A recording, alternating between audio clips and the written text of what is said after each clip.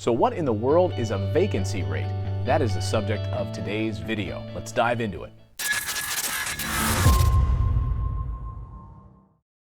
Hey there, I'm Clayton Morris, the founder of Morris Invest, and I'm a real estate investor, and I have been for a number of years. And one key indicator of the value of your property is vacancy rate. So what in the world is the vacancy rate? Well, it's a simple metric used to figure out how many units are available in a particular apartment complex or across town. So what is the average vacancy rate for a particular city?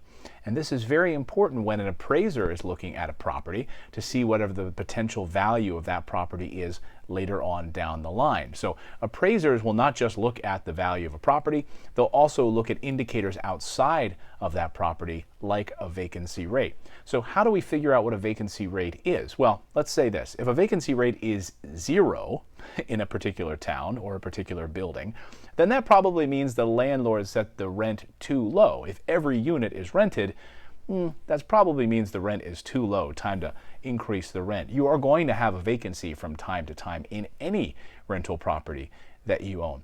The object, though, is to really mitigate that vacancy rate, trying to keep it down as low as possible. The properties that I buy, I try to keep them in about a 4 to 5% vacancy rate. So that means when we have a tenant leave the property, a few short weeks after paint and carpet, we have a tenant moving right back into that property. Those are the properties that I love.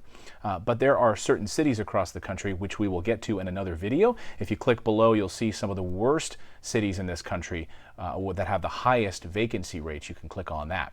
So what goes into figuring out a vacancy rate? Well, it's simply the number of units available and the open units that are in the marketplace. So if you have 100 units available and you have 10 units open and vacant, then you have a 10% vacancy rate. Vacancy rate is really important when it comes to commercial properties. When a bank is making a loan on a commercial property, they're going to want to see that vacancy rate.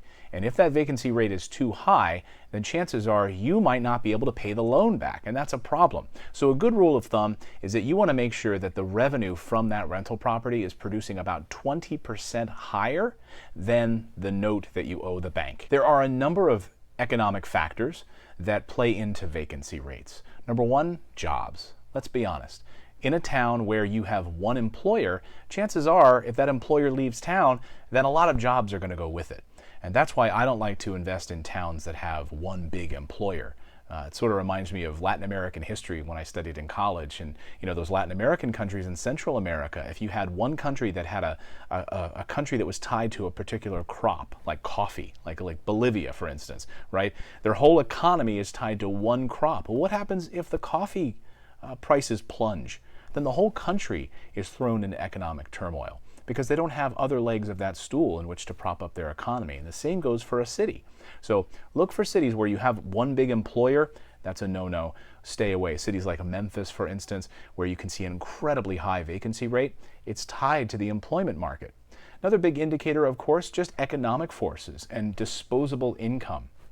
How much extra income are people pocketing? How much are they able to save? Are their taxes higher in certain areas? So how much disposable income can a person have? Another thing that I look for is overbuilding. I personally like to invest in areas where there's almost no building going on. Why? That means that there's a demand for my rental properties.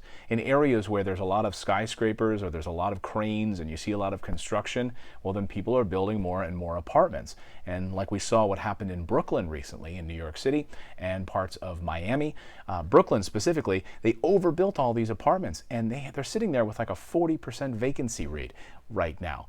They spent all of this money on these apartments expecting this demand, and they didn't have it. So those are the things that go into finding a vacancy rate. It's very important to look out and understand what the vacancy rate is when you're buying a rental property. It's a question that you should be asking, whether it's a turnkey provider like us or anybody else, your realtor that you're working with. Ask them, what is the vacancy rate in this town? What are we experiencing right now in this city?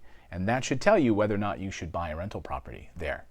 I'm Clayton Morris. You can check out all the videos we have available, including the one where I break down exactly the highest vacancy rate cities across this country. Click on that video right here. There's a little card that's going to pop up on this video. And please subscribe to my channel. We publish videos weekly, and we try to bring you as much value as possible so you can make an educated decision about where you invest and put your money in rental properties. I'm Clayton Morris. We'll see you back here on the next video.